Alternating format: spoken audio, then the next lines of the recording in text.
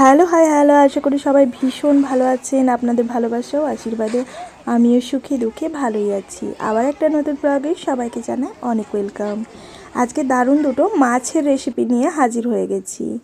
দুটো মাছের রেসিপি বলতে গেলে ভুল হবে। একটা মাছের তেল দিয়ে রান্না করেছি আর একটা মাছ দিয়ে। তো তার জন্য কড়াতে তেল গরম করে প্রথমে জিরে ফোড়ন দিয়েছি আর এখানে 8 থেকে 10টা রসুনকে এইভাবে ছোট ছোট কুচি করে ভেজে নিয়েছি। তারপর দিয়েছি একটা শুকনো লঙ্কা। এই দিয়ে খুবই অল্প তেলে ভেজে নিয়েছি।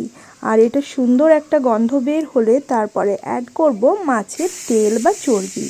এই মাছের তেল আর চর্বি থেকে অনেক তেল বেরোয়, সেজন্য কিন্তু আমি খুবই অল্প তেলে রসুন আর জিরেটা ভেজেছি। তো দেখুন, দেওয়ার সঙ্গে সঙ্গে যেহেতু কড়াটা গরম ছিল, তেলটা ভালোভাবে ভাজা হয়ে যাচ্ছে। আর এখানে আমি অ্যাড করলাম পেঁয়াজ কুচি।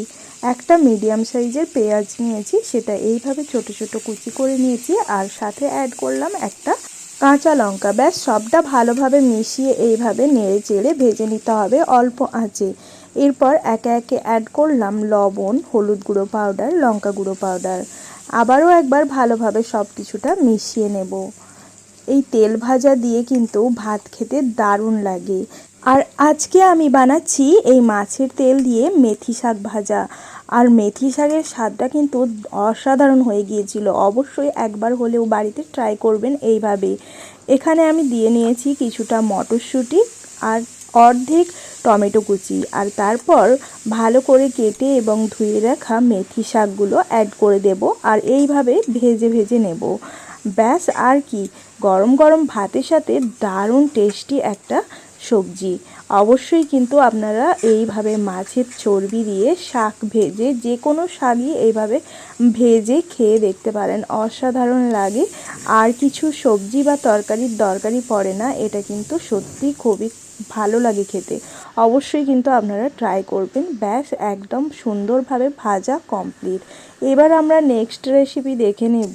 বানাচ্ছি টমেটো দিয়ে মাছের টক ঝাল। তার জন্য বেশ কিছুটা পরিমাণ সর্ষের তেল নিয়েছি। আর এখানে কালো জিরে, তেজপাতা, শুকনো লঙ্কা ফোড়ন দিয়ে দিয়েছি। এরপর আমি দুটো মিডিয়াম সাইজের পেঁয়াজ কুচি দিয়ে ভালোভাবে ভেজে নিলাম। অ্যাড করলাম দুটি টমেটো কুচি আর সাথে দুটি কাঁচা লঙ্কা দিয়ে ভালোভাবে এটা নরম হওয়া অবধি ভেজে নিতে হবে। এরপর আমি অ্যাড করলাম আদা, রসুন, পেঁয়াজ এবং টমেটোর পেস্ট। এখানে আমি অ্যাড করেছি 2 থেকে 3 চামচের পরিমাপ অনুযায়ী পেস্টটা।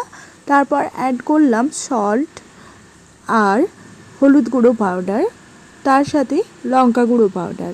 আমি এখানে অ্যাড করছি কাশ্মীরি রেড চিলি পাউডার, এর সাথে গরম মশলা গুঁড়ো এবং ধনে জিরে পাউডার। এই দিয়ে অল্প আঁচে পুরোটা কষিয়ে নেব। এই মশলাটা ভালোভাবে কষাতে হবে, তবেই কিন্তু এই তরকারিটা বেশি খেতে ভালো লাগবে। তো টমেটোগুলো নরম হওয়া অবধি এইভাবে অল্প আঁচে ভালোভাবে কষিয়ে নিতে হবে। আমি কিন্তু মাছটা ভেজে নিলাম না, কারণ আমি এই ঝোলের মধ্যেই কিন্তু মাছগুলো দেব। আর এইটা কিন্তু এইভাবেই আমি রান্না করে থাকি। আমাকে তো বেশ খেতে ভালো লাগে। আপনারা অবশ্যই ট্রাই করে দেখবেন, আপনাদেরও ভালো লাগবে। এরপর আমি এখানে দেখুন মাছগুলো আগে থেকেই লবণ এবং হলুদ দিয়ে ভালো করে মেখে রেখে দিয়েছিলাম। আর এখানে আমি যে ঝোলটা ফুটে উঠেছে, তো তখন আমি এই মাছগুলো দিয়ে দিলাম। এখানে আমি নিয়েছি বড় কাতলা মাছ। তো এই দিয়ে ভালো করে যখন ফুটে উঠবে, তখন ওপর থেকে গরম মশলা পাউডার এবং বেশ কিছুটা পরিমাণ কাঁচা সর্ষের তেল দিয়ে দেব। তো এইভাবেই কিন্তু আমি টমেটো দিয়ে মাছের টক ঝাল বানিয়ে থাকি। অবশ্যই কিন্তু আপনারা ট্রাই করবেন, আপনাদের খুব ভালো লাগবে। তো এটা ভালোভাবে, মাছটা ভালোভাবে সেদ্ধ হয়ে যাওয়া অবধি এটা ভালোভাবে ফুটিয়ে নিতে হবে তরকারিটা। ব্যাস, তারপরে আর কি, সার্ভ করে দেওয়ার পালা। তো গরম গরম মাছের ঝোল এবং শাক ভাজা আর সাথে আলু ভাজা দিয়ে ভাতটা সাজিয়ে নিয়েছি। তো এই ছিল আজকের রেসিপিগুলি। আমার রেসিপিগুলি যদি ভালো লাগে অবশ্যই লাইক শেয়ার করুন, তার সাথে কমেন্ট করে জানাতে ভুলবেন না। আমার চ্যানেলের নতুন বন্ধু হলে চ্যানেলটি সাবস্ক্রাইব করে পাশে থাকার অনুরোধ রইল এই ধরনের নতুন নতুন ভিডিও দেখার জন্য।